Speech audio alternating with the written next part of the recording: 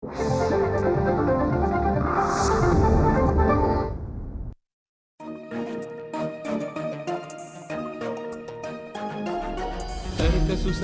विचार सरणी तंत्रज्ञाने होते प्रगती देई मानवा सुख समृद्धी निसर्ग अन्विज्ञान विज्ञानाच्या रंजक गोष्टी व्यापून घेई सारी सृष्टी जगण्यातील विज्ञान आणिक विज्ञानातील जगणे विज्ञानम जनहिताय विज्ञानम जनहिताय विज्ञानम जनहिताय विज्ञानम जनहिताय विज्ञानम जनहिताय विज्ञानम जनहिताय विज्ञानम जनहिताय विज्ञानम जनहिताय.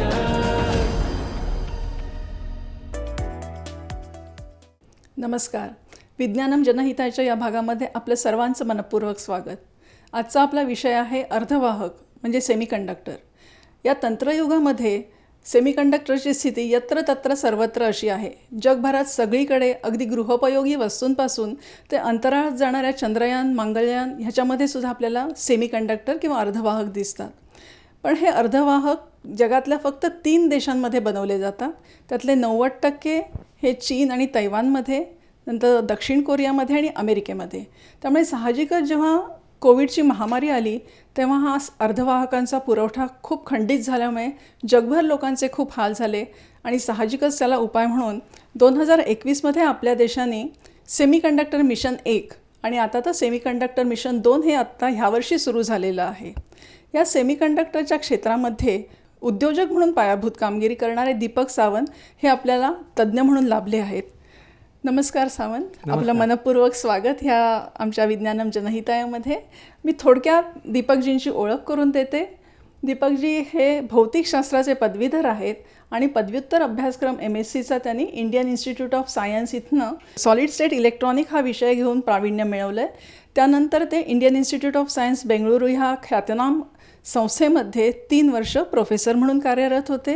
त्यानंतर त्यांनी औद्योगिक क्षेत्राचा अनुभव घेतला. 2 ठिकाणी त्यांनी पहिल्यांदा दिल्ली येथल्या विजय हायब्रिडमध्ये मायक्रो हायब्रिड करण्याचा अनुभव घेतला, सगळं प्रशिक्षण घेतलं आणि त्यानंतर रोल्टो इंडियामध्ये त्यांनी 3 वर्ष काम केलं आणि 1992मध्ये सेमीकंडक्टर वापरण्यासाठी जे प्रिंटिंग असेंब्ली असते PCB ज्याला आपण म्हणतो ते बनवण्याचा स्वतःचा उद्योग सुरू केला. या देशातले बहुतेक हे पहिले उद्योजक असावे ज्यांनी हे PCB करण्याचं काम आपल्या देशामध्ये सुरू केलं. त्यांना ह्या उद्योगामध्ये ग्रीन चॅनल पार्टनर म्हणजे पर्यावरणपूरक काम करणारे अशी ओळख आहे त्यांची आणि 0 डिफेक्ट वेंडर ज्यांच्या कुठल्याही उत्पादनामध्ये इतकी अचूकता आहे की काहीही दोष काढता येत नाही, 0 दोष असं त्यांना एक प्रमाणपत्र मिळालं आहे. तसंच त्यांना आणखीनही एक एक्सलन्स अवॉर्ड मिळाला आहे कॉर्न मार्शल या कंपनीकडून. त्यामुळे आज ह्या तज्ज्ञांकडून आपण ह्याविषयी जाणून घेऊया. सुरुवातीला मला सांगा दीपकजी की सेमीकंडक्टर म्हणजे काय असतं? सेमीकंडक्टरचा मराठीत रूपांतर केलं तर शब्दशः अर्थ होतो अर्धवाहक. इलेक्ट्रॉनिक्स किंवा विद्युतशास्त्रात जे प्रवाह वाहतात त्याच्यासाठी वापरणारे घटक 3 प्रकारचे असतात. प्रथम घटक जो असतो तो प्रवाहाला मदत करतो.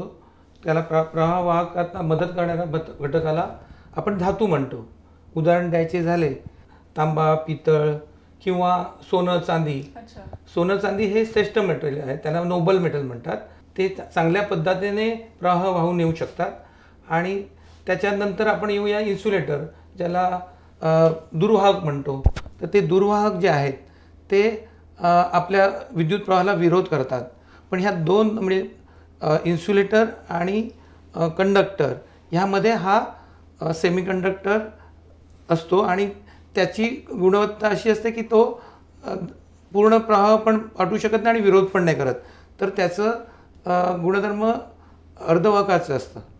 आणि उदाहरण द्यायचं झालं तर इन्सुलेटरमध्ये आपण काच, दगड, रबर किंवा प्लास्टिक म्हणू शकतो. आणि सेमीकंडक्टरमध्ये गॅलियम आर्सेनाइड किंवा सिलिकॉन जे वाळूपासून बनवलेले पदार्थ आहेत ते मोडतात. ह्या जगामध्ये पहिल्यांदा सेमीकंडक्टर कोणी बनवला? फेअरचाइल्ड आणि टेक्सास इन्स्ट्रुमेंट ह्या कंपन्या ह्याच्यामध्ये रिसर्च आणि डेव्हलपमेंट त्यांचं चालू होतं. त्या संशोधनात प्रथम टेक्सासने काय केलं की एक छोटंसं सर्किट त्यांनी ट्रायल बेसिसवर जर्मनियमवर डेव्हलप केलं आणि ते ऑसिलेटर सर्किट होतं, म्हणजे ते स्पंदन देणारं एक सर्किट होतं. आणि त्या सर्किटमध्ये ट्रान्झिस्टर्स, इंडक्टर्स, रेजिस्टर, कॅपॅसिटर त्यांनी एका जर्मनियमच्या चिपवर डेव्हलप केले आणि असं एक छोटंसं इंटिग्रेटेड सर्किट त्यावेळी जन्माला आलं. ही सुरुवात टेक्सासने केली आणि त्यानंतर अजून तंत्रज्ञान म्हणजे 1958 साली ही सुरुवात झाली आणि त्याने सिद्ध झालं की एका चिपवर वेगवेगळे कंपोनंट बनवून एक इंटिग्रेटेड सर्किट बनू शकतं.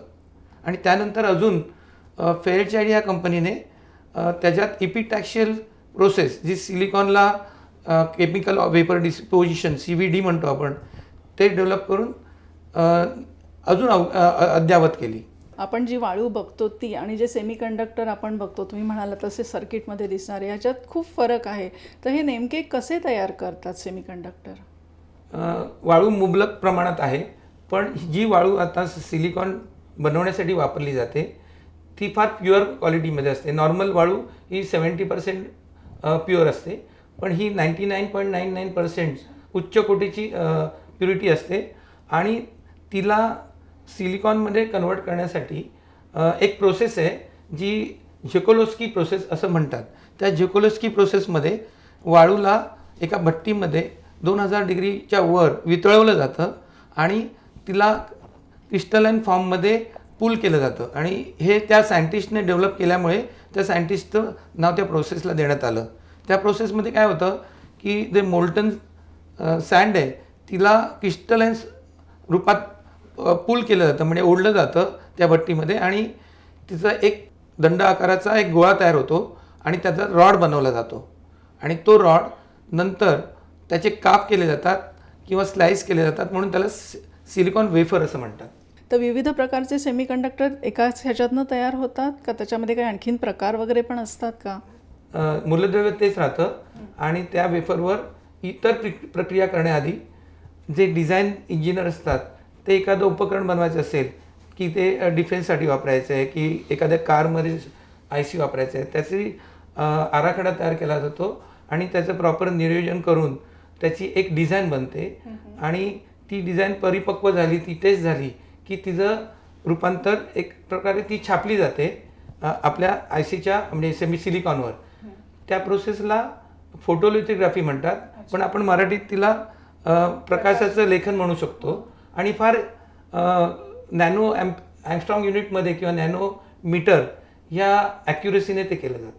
म्हणजे समजा एखादा आपल्याकडे वेफर असेल तर त्याच्यामध्ये पहिल्यांदा फोटोलिथोग्राफी किंवा प्रकाश लेखनाने तुम्ही त्याचा आराखडा तयार करता. तो आराखडा तयार झाला की मग तो तसाच्या तसा वापरता येतो. मग तो जोडतात कसा? बाकीच्या संपूर्ण जे सर्किट आहे किंवा जोडणी ती कशी होते, कशामुळे करतात? फॅब्रिकेशन प्रोसेस ही पुढची आहे ज्याच्यामध्ये सिलिकॉनवर प्रक्रिया केली जाते आणि ती प्रक्रिया वेगवेगळ्या स्टेजेसमध्ये असते. म्हणजे प्रथम त्याला इपिटॅक्शियल ग्रोथ केली जाते, म्हणजे क्रिस्टलाइन सिलिकॉन डेव्हलप केला जातो. त्याला CVD म्हणजे केमिकल वेपर डिपोजिशन असं म्हणतात. मग तो क्रिस्टलाइन सिलिकॉन हा प्रोसेस करायला उपयोगी पडतो आणि त्यासाठी जी पुढची प्रोसेस आहे त्याला ऑक्सिडेशन म्हणतात. म्हणजे त्याच्यावर एक सँडविच इन्सुलेटरची लेअर तयार होते. तर आता ऑक्सिडेशन म्हणजे हायर टेम्परेचरला आपण कुठलाही मेटल धातू हा ऑक्सिडाईज होतो, तर तो इन्सुलेटर असतो, तर त्याचं इन्सुलेटिंग लेअर तयार होते. ती इन्सुलेटर लेअर नंतर पुढची प्रोसेस असते की त्या इन्सुलेटिंग लेअरमधून जे काय आपल्याला सर्किट बनवायचं आहे त्याचं डोपिंग किंवा आयन इम्प्लांटेशन केलं जातं आणि त्या फॅब्रिकेशन प्रोसेसमध्ये वापरल्या जातात. म्हणजे एकदा सिलिकॉन म्हणूनच मला वाटतं त्याच्यावर स्फटिकावर बरीच आवरणं येत असल्यामुळे जे आपण IC किंवा चिप बघतो ती वाळूसारखी दिसत नाही, पण तुम्ही ते इतर भागांना सुद्धा जोडता. आणि मला वाटतं तीच तुमची खासियत आहे की तुम्ही जे PCB तयार करता त्याच्यामध्ये मोठ्या प्रमाणात ह्या IC वापरून किंवा चिप वापरून वेगळ्या वेगळ्या जोडण्या तयार करता. तर त्याविषयी नेमकं कसं करता तुम्ही हे आम्हाला सांगता का? आता एखादा IC तयार झाला की तो फक्त इंडिपेंडेंटली म्हणजे तो स्वतः सगळी कार्य करत नाही. एक असेंब्ली तयार करतो आपण आणि ती असेंब्ली प्रिंटेड सर्किट बोर्ड हे कार्ड असतं, त्याला ते ग्लास इपॉक्सीचं बनलं असतं, त्याच्यावर छापील केलं जातं, जे सर्किट छापलं जातं आणि त्या छापलेल्या सर्किटवर हे सगळे कंपोनंट म्हणजे आपण integrated circuit, resistors, capacitor, inductor हे जोडले जातात आणि हे त्या आकृतीप्रमाणे किंवा त्या ड्रॉइंगप्रमाणे त्याचं जोडणी होते आणि मग पूर्ण एक कार्ड किंवा प्रिंटेड सर्किट बोर्ड असेंब्ली तयार होते. विज्ञानं जनहिताय. ही PCB जोडणीची जी प्रक्रिया आहे ती अतिशय गुंतागुंतीची दिसते. मग ही आपण म्हणजे माणसं करू शकतात की त्याच्यासाठी काही यांत्रिकीकरण करायला लागतं का, यंत्रमानव ही करतात, कशा पद्धतीने हे केलं जातं? PCB हे कमी प्रमाणात एखादी व्यक्ती बसून असेंबल करू शकते आणि प्रिंटेड सर्किट बोर्ड हे लार्ज स्केलवर बनवण्यात आले आणि त्यासाठी मग यंत्रमानव किंवा रोबॉट्स आणि इतर इक्विपमेंट जे ऑटोमेटेड असेंब्ली म्हणून आपण म्हणू शकतो ती वापरण्यात आली आणि त्यासाठी लाखांमध्ये किंवा मिलियन्स ऑफ पीसेस, करोडोमध्ये आपण प्रोडक्शन ऑटोमेटेड असेंब्लीवर काढू शकतो. आता एका तासात किंवा एका दिवसात एक सर्वसाधारण किती PCB तयार होतात? त्याचं जे उपयोग कुठे होते त्या क्षेत्रात समजा आपण म्हणालो की गृहोपयोगी वस्तू आहे किंवा मेडिकल किंवा डिफेन्स किंवा संरक्षण क्षेत्रात तर प्रत्येकाचे साईज हे बदलत जातात. एखादं डिव्हाइस आपल्या मेडिकल क्षेत्रात वापरत असेल तर त्याचं कार्य वेगळं असतं. एखादं ते इलेक्ट्रॉनिक व्हेकलमध्ये तर मी एक तुम्हाला अंदाज देतो, साधारण दिवसाला 1000 ते 10,000 बोर्ड बनवण्याची क्षमता एखाद्या SMT लाईन किंवा फॅक्टरीची असू शकते. कारण ह्याच्यामध्ये जी टेक्नॉलॉजी वापरतात तिला सरफेस माउंट टेक्नॉलॉजी असं म्हणतात आणि सर्व कंपोनंट चिप फॉर्ममध्ये असल्यामुळे त्या मशीन्स ताशी 50,000 ते 1,00,000 कंपोनंट ह्या वेगाने काम करतात. उदाहरणादाखल आम्हाला सांगाल की कुठे कुठे वापरतात PCB? हे जे PCB असतात त्यांचे फायदे पुष्कळ आहेत. त्यामुळे कुठलंही उपकरण तुम्ही बघा त्याच्यामध्ये इलेक्ट्रॉनिक्स आहे, तिथे सूक्ष्म प्रमाणात नियंत्रण होतं आणि त्या नियंत्रण करण्याला चिपला मायक्रो कंट्रोलर असं म्हणतात. आणि उदाहरण द्यायचं झालं तर आपण असं घेऊया की श्रवण यंत्र वापरतात तेव्हा पूर्वी पॉकेटमध्ये वापरायचे, ते कानाच्या मागे गेले, कानाच्या आत पण श्रवण यंत्र बसतात. ते कशामुळे शक्य आहे? तर हे PCB ह्या चिप्समुळे लहान लहान होत गेले आणि त्यांच्या डिझाईन लहान होत घेतल्यामुळे त्याचं मास प्रोडक्शन झालं, गुणवत्ता वाढली. मग सॅटेलाईटपासून जसं आपल्याला सांगण्यात आलं की एखाद्या ग्रहावर पण बोर्ड आपले सॅटेलाईट जातात, मग त्याचं वजन आणि आकारमान लहान ठेवलं जातं कारण इंधन पुष्कळ लागू शकतं. PCBचे उपयोग हे जास्त वाढले ह्या इंटिग्रेटेड सर्किटच्या टेक्नॉलॉजीमुळे. पण म्हणजे फक्त आकार लहान करणं एवढाच उद्देश असतो PCB आणि IC वापरण्यामध्ये की अन्यही काही त्याचे फायदे आहेत? म्हणजे केवळ आकार एवढाच एक भाग नसावा असं मला वाटतं, तर तुम्ही सांगाल? स्मॉल इज ब्युटिफुल असा कन्सेप्ट इलेक्ट्रॉनिक्समध्ये आहे. कारण एखादं झाड असेल समजा आंब्याचं तर त्याच्यावर बांडगुळ वाढलं तर त्याचं कार्यक्षमता कमी होईल. तसंच इलेक्ट्रॉनिक सर्किटमध्ये जर तुम्ही मोठं सर्किट बनवलं त्याची कार्यक्षमता ही कमी होऊ शकते आणि ह्या चिप्स आल्यामुळे ती कार्यक्षमता, गुणधर्म हे चांगले मिळाले आणि एकच काम सातत्याने एकदम अचूक करण्याची क्षमता त्या टेक्नॉलॉजीमध्ये किंवा या तंत्रज्ञानामुळे आली आणि त्यामुळे त्याचे उपयोग एखादं उपकरण जास्तीत जास्त टिकावं ह्यासाठी होऊ लागलं. याला आपण रिलायबिलिटी म्हणतो. PCB आपली योग्य प्रकारे बनली आहे की नाही हे काही ठरवायचे निकष आहेत का, किंवा तुम्हाला एखादा PCB झाल्यावरती बरोबर आहे की नाही, कशा पद्धतीने तुम्ही परीक्षण करता त्याचं? हा चांगला प्रश्न आहे. कारण हे सहसा डोळ्याला दिसत नाही, म्हणून झालेला बोर्ड फिजिकली म्हणजे आपण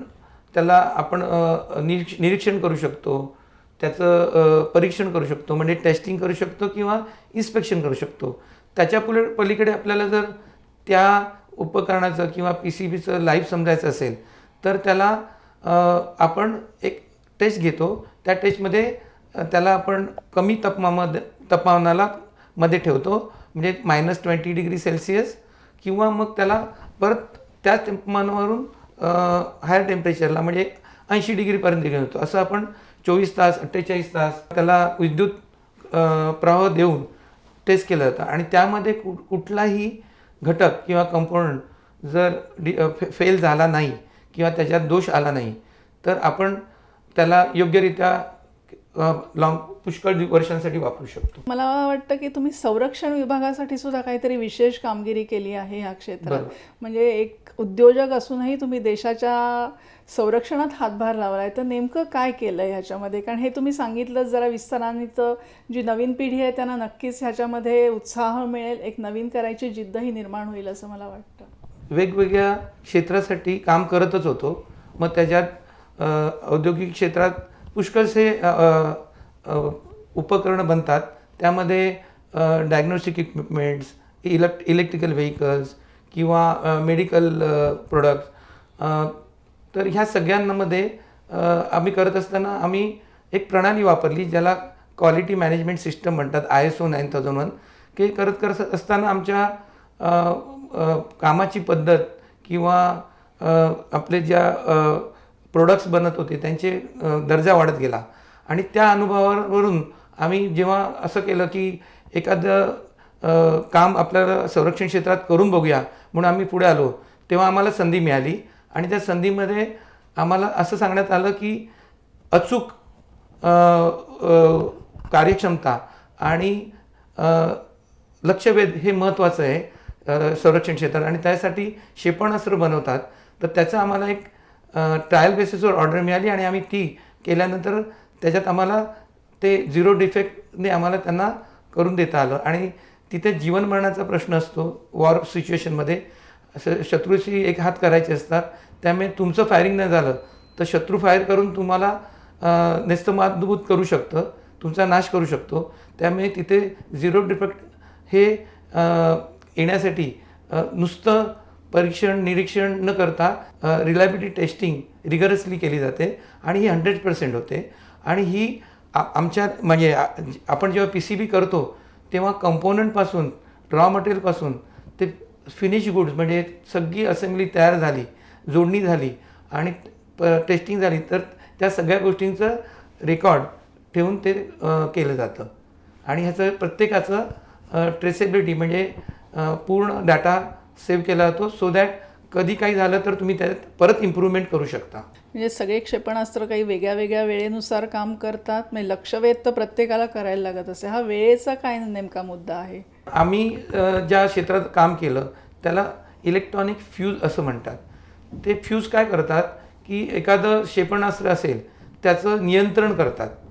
तर जेव्हा वॉर होते तेव्हा वेगवेगळ्या पद्धतीने समोरच्या शत्रूला त्याचं नाश करण्यासाठी टेक्निक वापरल्या जातात. त्यात एक टेक्निक तिला म्हणतात की इलेक्ट्रॉनिक पॉईंट डिटोनेशन.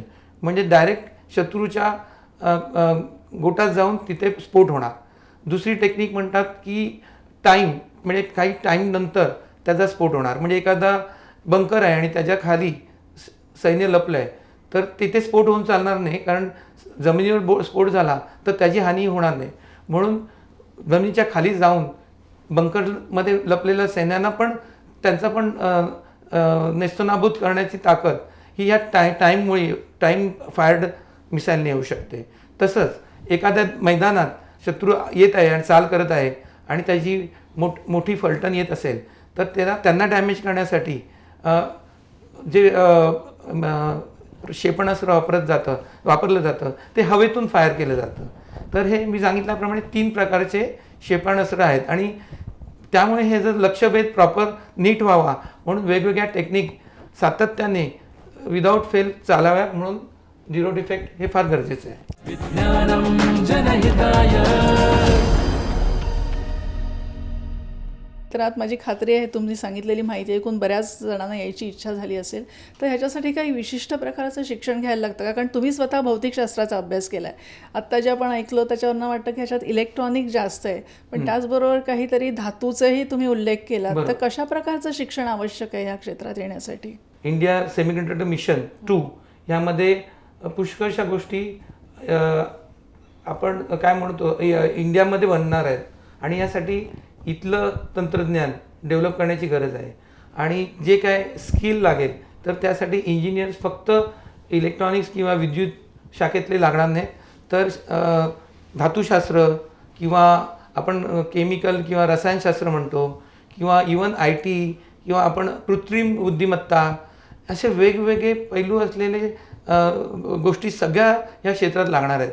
ऑफकोर्स यामध्ये नवीन कंपोनंट्स येत राहणार, नवीन मटेरियल येत राहणार. म्हणजे मटेरियल सायंटिस्ट त्यांचे शास्त्रज्ञ लागतील जे मटेरियल्स डेव्हलपमेंटवर काम करत आहेत. त्यामुळे इंडिया मिशन असं आहे की ह्या सर्व गोष्टी पूर्णपणे आपल्याकडे कशा बनवता येतील आणि त्यासाठी पुष्कळसा टेक्निकल पूल आणि कामगार किंवा नोकरींच्या संध्या ह्यात निर्माण होणार आहेत, उद्योगधंदे वाढणार आहेत. पण म्हणजे तुम्ही ह्या क्षेत्राच्या भविष्याकडे खूप उज्ज्वल आहे असं म्हणताय, तर मग प्रेक्षकांना तुम्ही काय संदेश द्या? तुम्हाला आत्ता एक येलो सिग्नल आहे आणि ग्रीन सिग्नल पडण्यापर्यंत तुमच्याकडे वेळ आहे.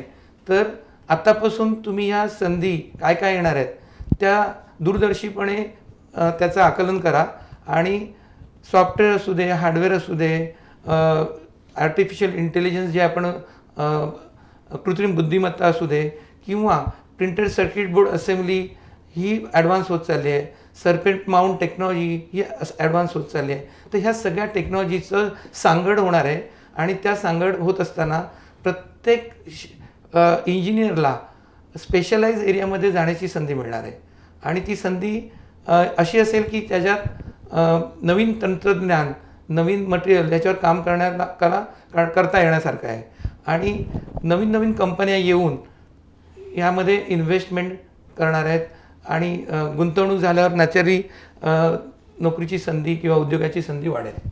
पण म्हणजे आत्ता सध्या ज्या कंपन्या अस्तित्वात आहेत त्या अशा प्रकारचं प्रशिक्षण देतात का? म्हणजे किंवा तुम्ही द्यायची तुमची तयारी आहे का नवीन मुलांना? फार हाताच्या बोटावर मोडण्यासारख्याच कंपन्या ह्या क्षेत्रात काम करतात. पण इंटरफॅबचं म्हणजे माझी कंपनी जी इंटरफॅब इलेक्ट्रॉनिक्स इंडिया प्रायव्हेट लिमिटेड आहे ही या कार्यक्षेत्रात 35 वर्ष आहे. त्यामुळे आम्ही हे कार्य आधीपासून करतो. कारण मेक इन इंडिया किंवा आत्मनिर्भर भारत किंवा इम्पोर्ट सबस्टिट्यूशन याच्यावर आम्ही कार्यरत आहोत आणि आतापर्यंत पुष्कळ डिझाईन इंजिनियर्स, प्रोसेस इंजिनियर्स, नंतर टेक्निशियन्स हे स्किल इंडियाच्या अंडर आम्ही त्यांना ट्रेन केलं आहे. त्यामुळे आम्ही ही संधी नक्कीच देऊ. आपण इथे आलात आणि खूप वेगळी महत्त्वाची माहिती दिलीत की ज्याचा उपयोग देशाच्या संरक्षणासाठी होणार आहे.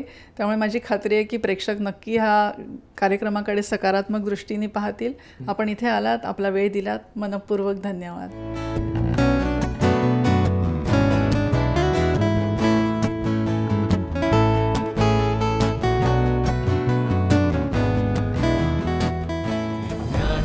जनहिताय विज्ञानं जनहिताय विज्ञानं जनहिताय ज्ञानं जनहिताय विज्ञानं जनहिताय विज्ञानं जनहिताय विज्ञानं